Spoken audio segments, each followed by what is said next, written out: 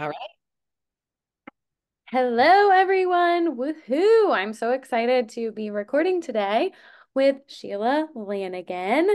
I feel like I haven't recorded an episode in so long, so it's really fun to get back here with Sheila, who is a local Reiki and master and hairstylist out of Boston. And we're going to talk too about how she meshes those two things. Because not only are you both of those things, but I've seen recently that you combine them sometimes, Yes. which is really cool. So Sheila is also going to be celebrating her 2-year soberversary when this episode comes out. Woo! Which is exciting. I can't wait to dive into how the first 2 years have felt for you because it's crazy. Yeah. Roller coaster, I bet. Yeah, for sure. Yeah. So how are you doing today, by the way? And I'm welcome. good. Thank you. I'm doing great. I'm excited to be here. I'm a big fan of the pod. So this is exciting. I know it's so funny when I met you and I met Sheila in person at the acupuncture studio opening in Essex. And you're like, actually, I follow you on Instagram. I'm like, this is the first person I've ever met that followed me on Instagram before I met them. Like, I feel famous. I love it. So funny. But so yeah, I'm really excited to dive in. And so I really want to have tons of questions. We're going to be talking all about Sheila's work, her sobriety, how the two overlap and impacted each other, especially with the energy work, and what impact sobriety has on that, because that's such a cool area to dive into. So, for starters, I just wanted to talk a little bit about how your sober curious journey started. And even before that, what was your drinking like? What kind of drinker were you? You know what I mean? Sure, for sure. I was a toxic drinker. Okay. I grew up the youngest of in a family of four, and everybody drank alcohol except for my mother, but my dad was an alcoholic. I started drinking very young, like 12, Hmm. and that escalated in high school to like a lot of blacking out, a lot of partying, and continued on into my college years and just became honestly not attractive. And it was just a perpetual pattern that I could not break. You Hmm. know, I had a very long toxic relationship with alcohol. And it took me many years to realize I was drinking to numb out my trauma. I had Hmm. been to therapy as a teenager, but I never really was honest with anybody or with therapists or doctors about my intake of alcohol. Okay, is literally anyone honest with their doctor about their alcohol intake? That does drink. I don't know, but I knew to Sitting in lie. the waiting room doing the math every time you go get a physical, like what is a normal amount to say? Two Yeah. drinks, one a day times five times four, 15. I don't know. I knew to lie. So that was, I think, a red flag Yeah. right there. But yeah, every weekend was a party and it was part of my identity. And the older I got, the less cute it became. And the more my body was trying to tell me to quit. And I deep down knew in my head that it was all or nothing. And I had this feeling that was like burning inside that just knew that I would not drink one day. Even though I was so heavily like stuck in this pattern, I just knew it. I just felt that feeling. But yeah, I was really sad and lost and unhealthy. And I ended up in the hospital with anemia. And this was my first major wake up call that I needed to change.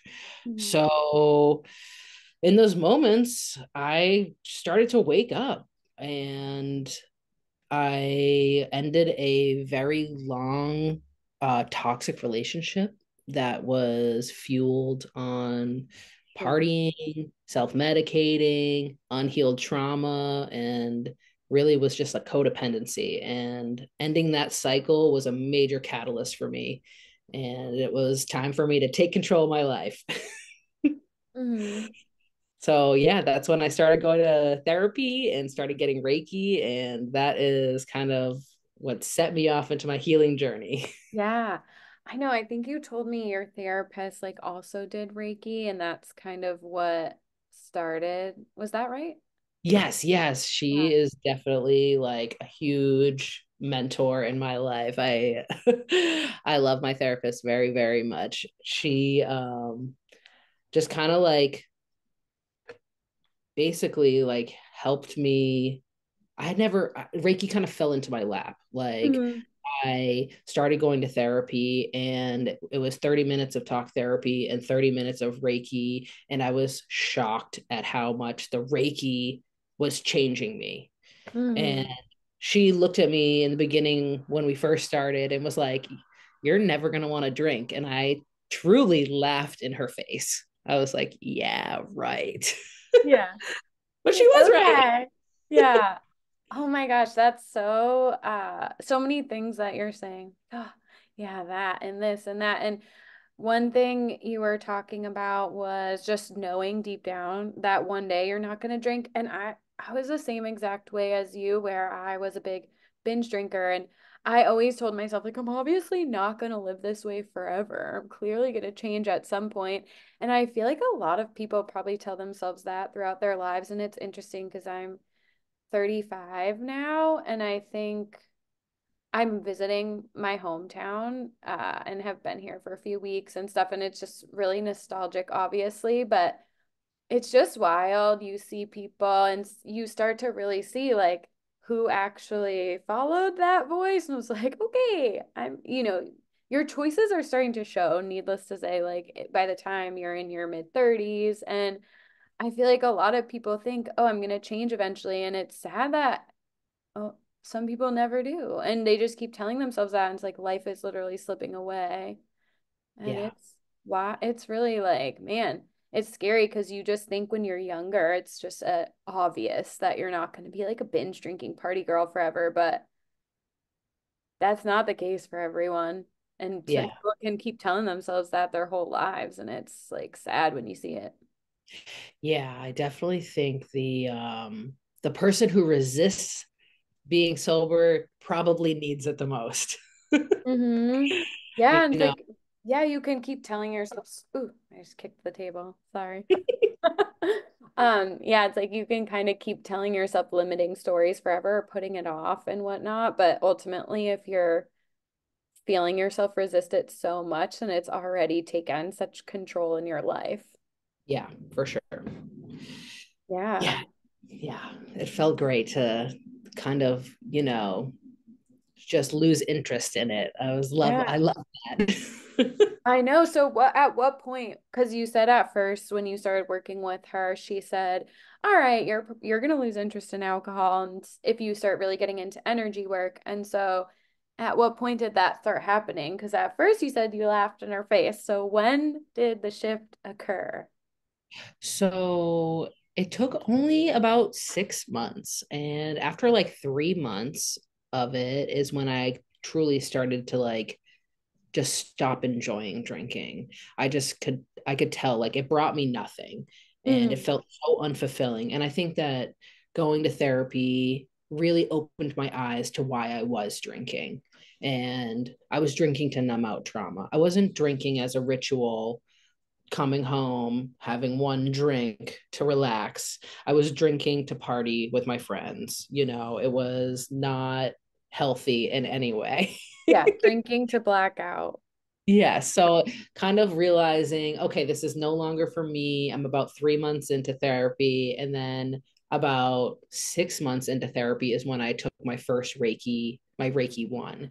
Mm. And that was very eye-opening. You get an attunement in Reiki, and the first uh, Reiki one, they say, is heal the healer. And it really kind of opened my eyes to all of my bullshit. Mm. Drinking was this tar like layer that laid over everything. And I thought, okay, drinking, once I stopped drinking, you know, that wow, is all my problems going to be solved? But truthfully, no, it's just the first layer.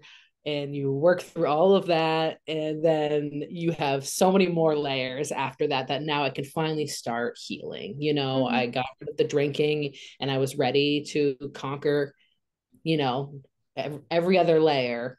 Yeah. And I'm still working on that. It's still a very long, I consider it a lifelong, practice. I don't want to give up on myself, and I don't plan to, but stopping drinking has helped me get control of that and really focus on me, and not Yeah. just pleasing other people or trying to be cool or trying to fit in. It's nice to just please myself. Yeah. Oh my God. That's so true. Exactly what you said about removing the layer of alcohol. It doesn't just solve all your problems instantaneously, but it does allow you the clarity and resiliency to work on them that we just rob ourselves of when we're constantly drinking to self-medicate. It's like escaping momentary discomfort for such a lack of fulfillment overall. Yeah. And we can stay stuck there for so long. I was exactly like that too, where I'm like, okay, now the alcohol's gone. And at first, I think, I don't know if this was the case for you, but did you feel like it did feel a little bit worse before it got better when you first took out alcohol? Or for me, that was definitely the case where I'm like, ugh, so many feelings and just randomly crying and all of, I mean, I still do that. Let's be honest. I cry like all the time. But yeah, how was it for you in early sobriety? In early sobriety, it was definitely tough. My whole life kind of shattered as I knew it. And I was just, my identity was this party girl. And it was completely, thankfully, being shattered. Mhm. So I, I felt like I lost a lot of friends, and I felt like everything kind of just was changing around me. I became very aware of my own self sabotage and my own demons and the shadows that I needed to work a lot harder on. I think that it's it's hard to be unhappy and healthy, but it's also hard to be healthy and honest with yourself. So I had to be brutally honest with myself, and I needed to, you know, cry away all the tears and pick myself up and tell myself, you got this. It's okay. Like, people change all the time. And, Mhm. I think a part of me thought I couldn't change, but I was ready. I was ready to start changing. Mhm.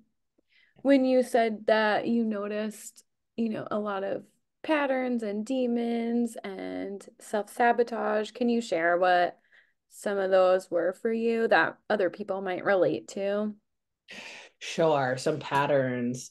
I think it was just this perpetual habit of like never doing the things that I wanted to do.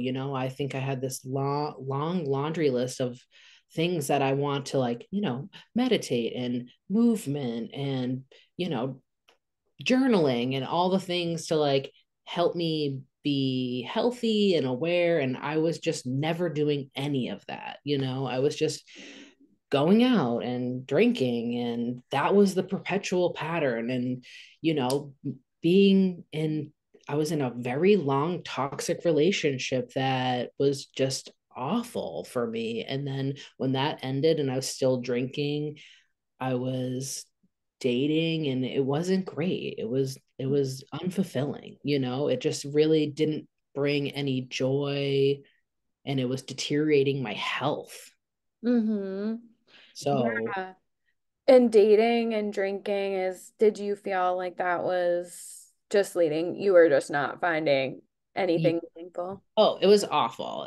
But I'm so, and I started to like shift as I was, in therapy and doing Reiki. And I started going on dates just to go for a walk now. No Mm. longer going to like a bar or like that kind of situation. I was, trying it out old fashioned way, just like conversation and a vibe. And Mm. eventually I met my partner, who was also sober, and he's been sober for 5+ years. And it was very, very helpful to have someone that Yeah, was like that and have that kind of like connection where he had never seen me drunk. He's never seen me drunk. And I know. that is an anomaly to me. You're like, you don't even, you know me now, but it's so crazy to not know the greater context and just know the person you are now. I always think about that when I meet people who meet me now and I'm like, oh, and they think, I feel like sometimes the goody two-shoe perception or something, I'm like, oh no, honey, I wasn't out of my mind. Sorry, If you met I'm me sorry. 5 years ago, I was absolutely out of my off my rocker. But yeah, I feel like sober dating is something that comes up a lot for people, just thinking like, oh God, what if somebody it's a deal breaker for someone else if I don't drink? It's like that right there, that mindset of how can I show up to be chosen, even if it means it's not the way I want to be? How is that a good foundation for a relationship? Yes. Like, so you're already self-abandoning here.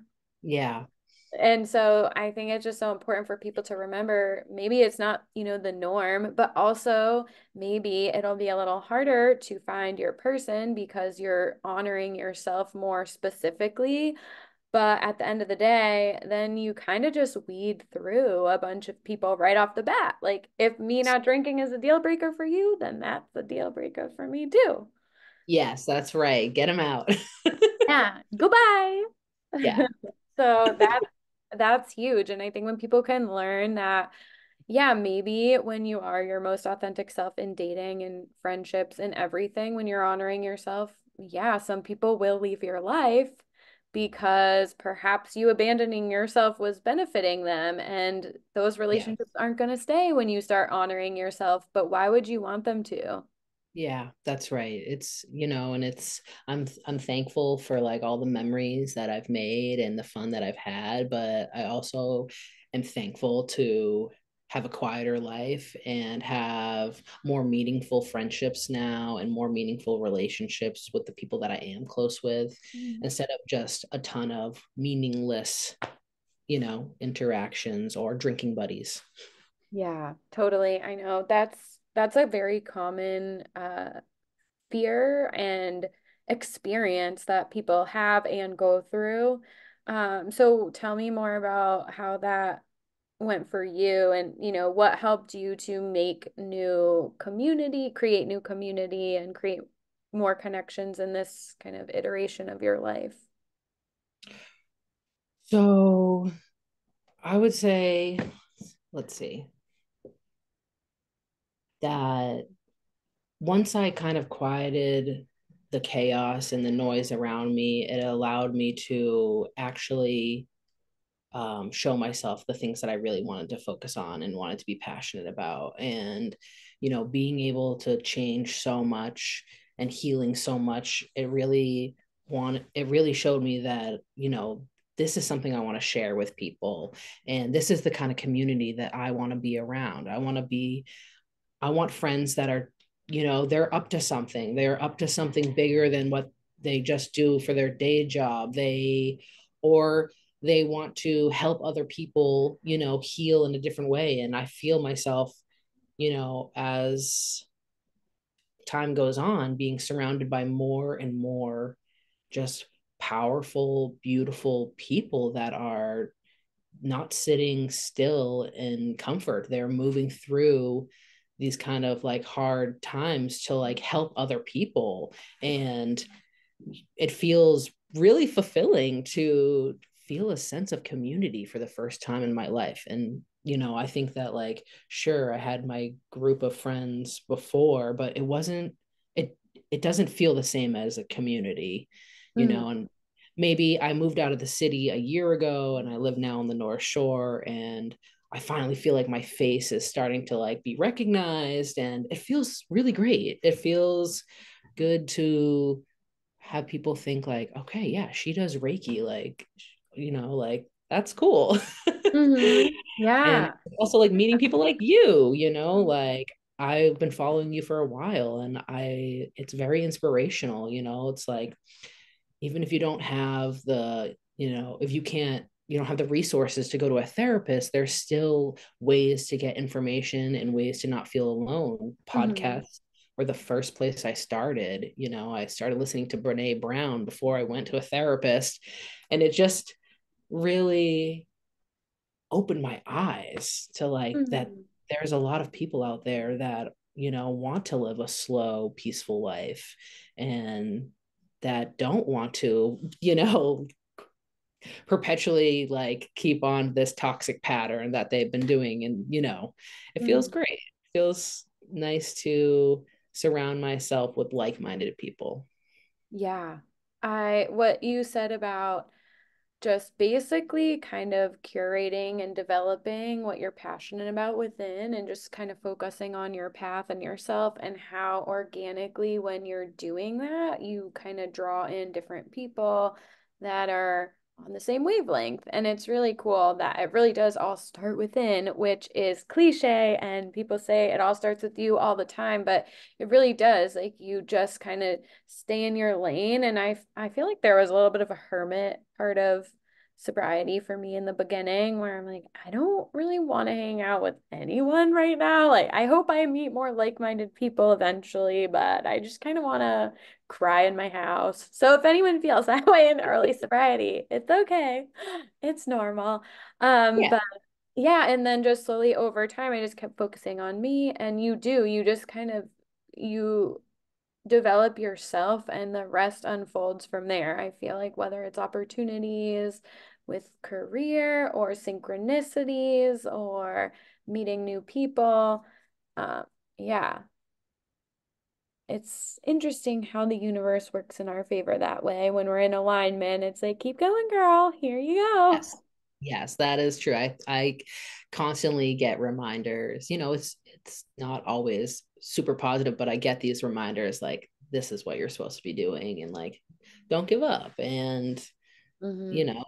it's nice. And it definitely I did go through a phase. I think that first year was very uncomfortable and Mm. new and different. I think my whole identity was kind of breaking down. I used to drink to go to all these social events, and now I don't drink, and I don't really like process the social events the same way. I or like going to a concert.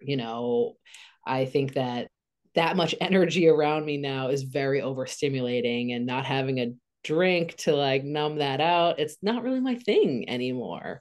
Yeah, Even you know totally. And I would venture to assume that you might feel, especially as someone who practices Reiki, you kind of do you identify as a highly sensitive person where you feel, yes, for depth of sure. processing and overstimulation. And I feel like a lot of women that I work with are that way. And it's like when you go out socially, it's like, did I ever even really like shit like this? So I true. definitely don't now. And I now see why I felt the need to like drink a shit ton to enjoy, something with tons and tons of people. Now I just prefer hanging out with like six people at most Yeah. and not having a ton of going on. I worked in Cambridge too. You're familiar with Harvard Square? Yes.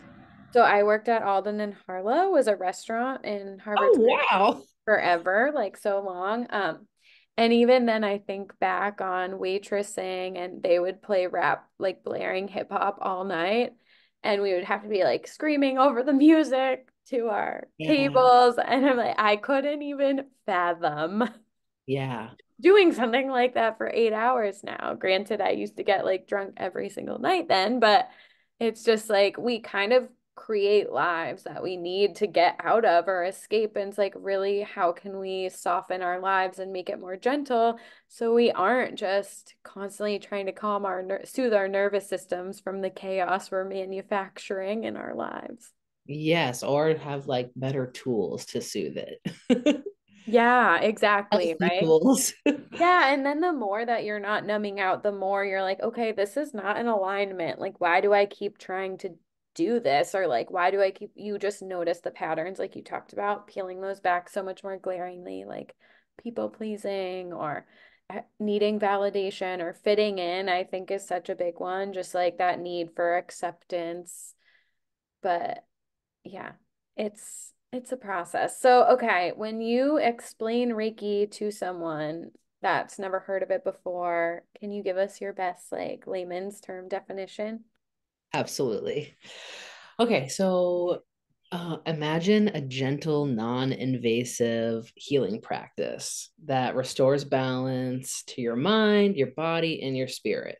Reiki just does that. It's a holistic approach to wellness, harnessing a universal life force energy to promote relaxation, reduce stress, and enhance overall well being. With Hmm. Reiki, you can experience profound healing and transformation. Love that. What do you feel were some of the main benefits you experienced like practicing Reiki and after eliminating alcohol as well? Like what sorts of ways do you think it enhances your energetic work? For sure. I definitely felt like drinking lowered my vibration. For me personally, I felt numbed out with alcohol. So cutting out and eliminating alcohol just made everything a little more clear, and I was able to clear my head of the fog and really focus on the task ahead. And this allowed me to go through my Reiki training with just a clearer mindset, like it was still hard, going through this healing process, but I never once was like, I need a drink through it, which was, I'm really grateful for. I don't have those cravings. And I truly think that that is from Reiki. It kind of just helped me slowly push it away or see it for what it was and realize it wasn't good for me anymore. Mhm. But yeah, I feel like much more peaceful and much more fulfilled, and I I still vow to like continue on working on myself, but because I know it's not, I'm not perfect or anything like that. I'm not trying to, preach that. I'm just like trying to work on myself and try to be honest with myself. And when I was drinking, I was not honest with myself. Yeah, and I think drinking is such a low-hanging fruit to kind of address on your path to healing because it just kind of prohibits so much self-reflection, so much it allows us to kind of put a band-aid on a lot of areas of our life that aren't really working for us, but we kind of make them work because we're numbing out or not fully processing, like you had said, trauma. And Yeah. so there's so many ways it just kind of slows down or limits healing and not even just healing, but also our fullest expression. And so I feel like when you kind of take that out, it's a big deal. And then, yeah, like healing continues on forever and for the rest of our lives, and we can always continue to grow and develop. But I also think it's so nice to just kind of address some of those major things and then just allow yourself to be too and see how Yeah. things unfold. And it's almost like then from there, healing just continues on a little more gently. Once some Yes, of those big things are absolutely. addressed. Yeah, so like therapist loves to say, sit with it and just Yeah. like, sitting in those hard moments and just observing them from a new angle and an honest, point of view really just kind of opened my eyes to a lot of like why I was drinking and what I was actually doing. And it wasn't having fun, like maybe it was disguised as having fun, but it was truthfully just trying to numb out things that I didn't want to deal with. And it was mostly just traumatic experiences from kind of growing up or just patterns of drinking you saw in your family too.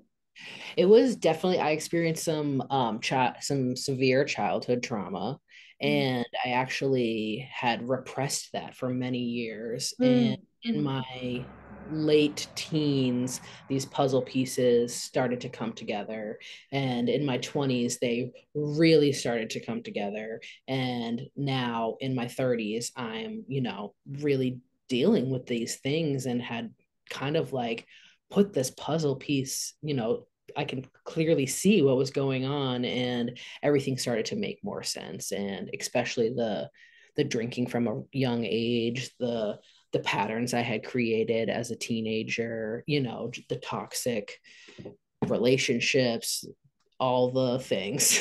Yeah, a big one I always feel like it roots back to is just a like level of self-worth that we need to work on because yeah, I feel like that's what all circles back to is just loving yourself enough to heal or to make the hard choices to work on yourself or do the things we all know, when we have stumbling blocks or we're feeling really stuck. I feel like for the most part, we really know on an individual level whether it's subconscious or not the changes we need to make. And so I think healing is kind of stems back to like feeling worthy enough to do it and loving yourself enough to do it and making the kind of challenging choices to stay consistent and disciplined in the changes you're making. Yes, consistency. Yeah, it is. And it's not glamorous work either, that's for sure. It's just kind of like day in and day out of being, and then sort of things manifest and unfold. And I often will look back and kind of feel like, wow, it's kind of crazy how much I have accomplished in a few years, where sometimes you get in the day to day and you're like, this is hard work. Like, is this all worth it? And then you're like, yes, Yeah. yes, it is. Yes, it's nice to like, yeah, sometimes I do have to remind myself like the bigger picture and to like honor how far I've come and Hmm. also to give myself like just to be nice to myself and understand that I was just in survival mode, you Hmm. know. For the first time in my life, I'm in a space where I feel safe and I'm in a place where I can like, deal with these things and with a level head and not, Yeah. just all crazy. Yeah. And not only can you deal with, the negative when we're in a more calm, peaceful space where we're comfortable in a calm nervous system, not only can you kind of process negative things in your life or trauma in a more effective, healthy way, but on the flip side, I feel like you can really create from your most authentic space. You can imagine from your most authentic space. You can truly believe in the possibilities of your dreams when you feel your best and you're most aligned. And so there's so much of that positive side of things too. Like, how do you feel not drinking has impacted your entrepreneurial journey and your creativity and your imagination? I definitely feel like I, I think it all comes down to like me just getting my shit together because Mm. I have run my own hair business for now 3 years, and I think that first year was very hard. I was changing so much. I had left a toxic relationship. I had started my own business, and this was before I even considered to stop drinking, but it still like was in my mind, like I knew it was there. It was a seed growing. Mhm. But Germinating beneath yes, the surface. yeah, Yeah. yeah. And it's just yeah, I feel I'm sorry, I kind of lost myself here. No, you're I good. We were just yeah, talking about oh my God, I'm not gonna try to say it again. thank you. Okay, yes, exactly. I feel like it just helped me really like get things clear and focused and Yeah. help me like realized that I wanted to expand my hair business into Reiki. And I also wanted to, share this with my clients because it's such a Hmm. beautiful, simple offering. And it makes so much sense to like kind of weave hair and healing together. Like they go Yeah. really hand in hand. And I already have deep connections with my clients and they are very open with me, and I'm very grateful to offer a safe space for people to be open. And not that like I didn't connect before when I was drinking, but it the tone changed when I became sober. It's also, I don't know if you notice this, but I do feel like people like feel your energy of presence when you don't drink, even at parties and stuff. Like people will just kind of zero in on you and they're like start telling you everything.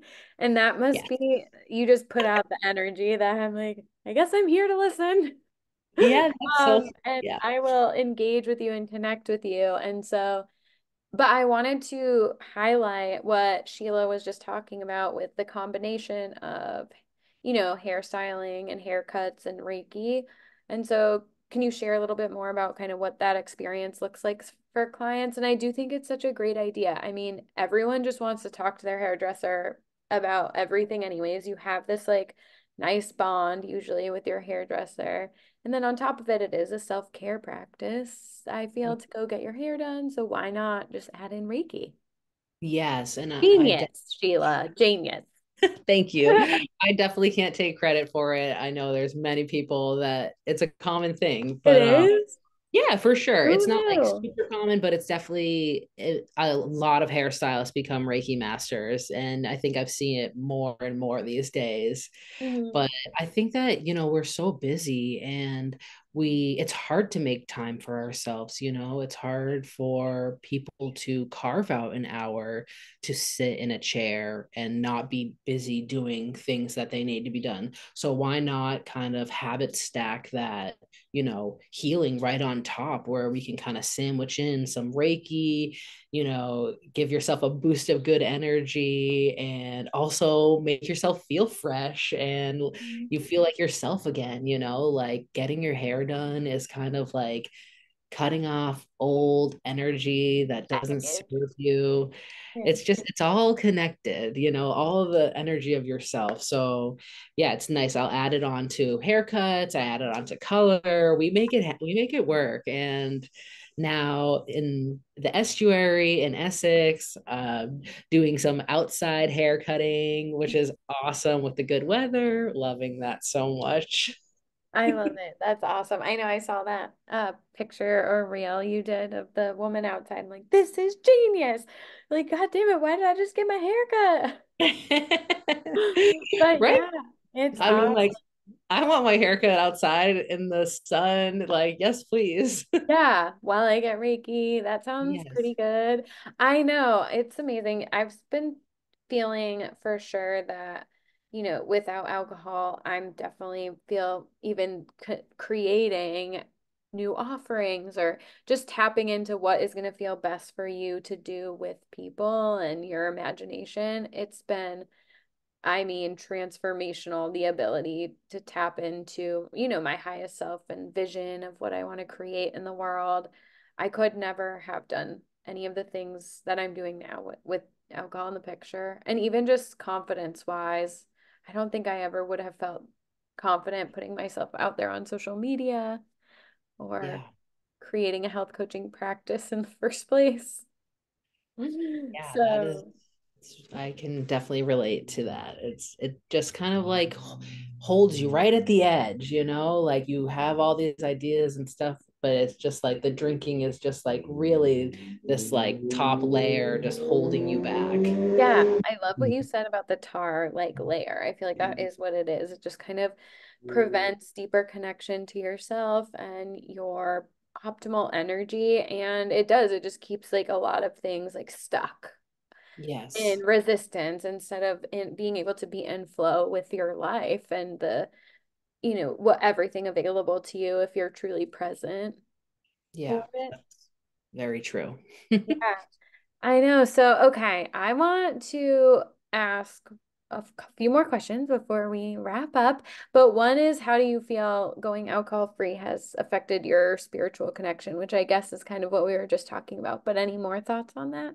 For sure. I feel like you know, I think that I've always been like identified as a spiritual person, and I even before I stopped drinking, but once I stopped drinking, that chatter kind of went away and the like real light of spirituality kind of started to shine on me, and it also shined on my shadows, and it really helped me kind of like see those patterns that I was creating and start to do that nitty gritty work, that kind of like hard, Shadow like back to the self sabotage, like dealing with who I really was and why I was doing things. And I used to like numb out my life. And now Reiki has showed me that I have the power to heal my wounds, and it's granted me strength and self control. And it's helped me,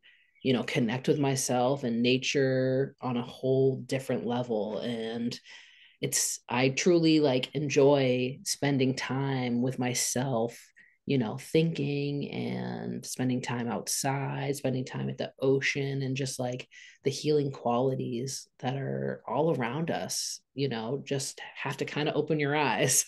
Exactly. Metaphorically and literally. Yeah, yeah. And it's just like, I really am thankful that I have like this second lease on life, and like to be able to get my health back into kind of like where I want it to be, and just kind of, all these little things, these layers, that I had not really been able to get into. And now I can get into them, and I can process them in a much healthier manner.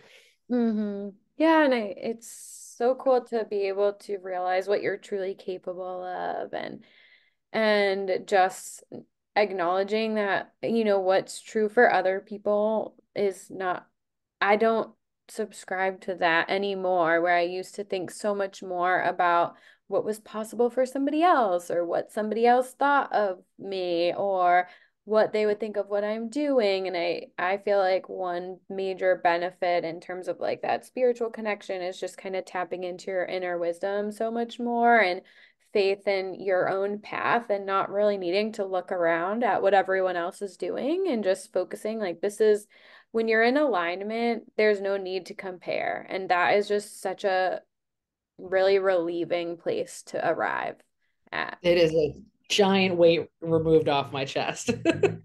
Yeah. You're just like, I Comparing, know I'm on the right path, like no yeah, questions asked. And that's like what I was missing so hard. But when I was drinking, is like, I didn't know what my path was, but I did feel this deep calling to for helping people or doing something meaningful with my life, but I wasn't doing it at all. And it was made me so unhappy. yeah, it was definitely, the unhappiness was palpable, and it was ready to be done. Yeah.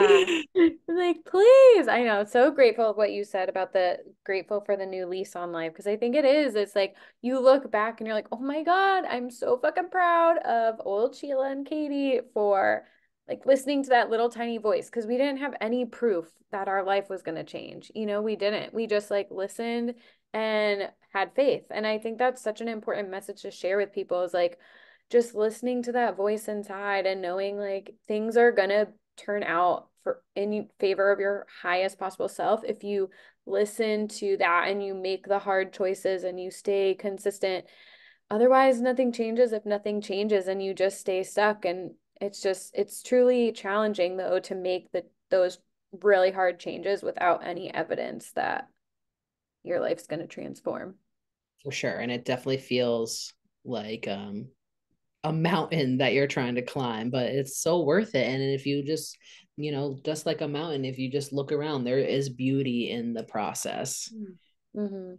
Yeah. That's so good. And so, what would, if you could think back to, speaking of like old Sheila and Katie, and you could think of, what would be the most helpful words of wisdom to pass along to her before she stopped drinking, what would that be? I think it would be like, to tell her to just hear that voice and hold on to it, and run with it. And that, like, I am proud of her for surviving, but it's time and everything is going to be okay. Nature loves courage. Just Yeah. take the leap and trust the process, and it's going to be worth it. It's going to be worth all the relationships you lose. It's going to be worth, the pain, it's all gonna be so worth it. Yeah. I think that's beautiful. And to just the power, like I think what you said too, like just not being afraid of who you're gonna lose, and what you gain is being able to be comfortable alone. And it's so nice when that happens. You're like, honey, I am not going out past 8 p.m. anymore. No more than six people. I like being by myself. I'm not desperate for anything outside of my house. Yeah. And then lastly, what's your vision for the future, and how do you hope to grow your business, and where can people find you and all that stuff? Okay, yes, I definitely like my hopes for the future are to continue to offer a safe space for people to feel seen and heard and experience transformation and healing. I definitely, want to continue to be more prominent in the community and really, prioritize making putting myself out there and doing new things and hosting events and just kind of, you know, getting to know more people around me Mm. and more people that are kind of, on in the same mindset. Um, And do an event at the yurt. yes, absolutely. Yes, this summer. Exactly. Holler, Reiki Sober Curious Circles in Love Ipswich. it. Yes, yes. My long-term goal or my long-term dream would definitely be to host retreats. Mm, Um, and my vow for the future is to never stop working on myself. I love that. Okay, Yeah.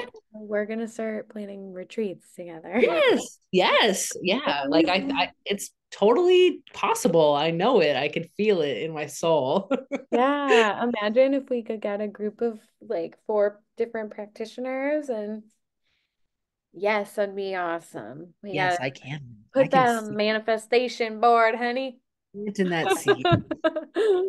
Cutting out some new images for my vision board. All Yes. right, Yes. awesome. So, and then, oh, share where people can find you. And yeah, if you're local to the North Shore and everything, like where can people find Yes. you if they want to book your services on social media, blah, blah, blah. Appreciate it. Yes, please. I am at my Instagram is at Sheila Elizabeth _hair _Reiki, and that is Elizabeth with an S. You can find me behind the chair in Cambridge, right outside of Harvard Square in Huron Ah, Village. yeah. And you can find me at the beautiful estuary doing Reiki in Essex. So come on out. Amazing. Well, thank you so much for being on. I'm so excited that this is going to be at your 2-year sober anniversary. And thank you everyone for tuning in. And don't forget to like, subscribe, and share if you enjoyed this episode. Hook a sister up. All right. Love you all. Bye. Thanks again.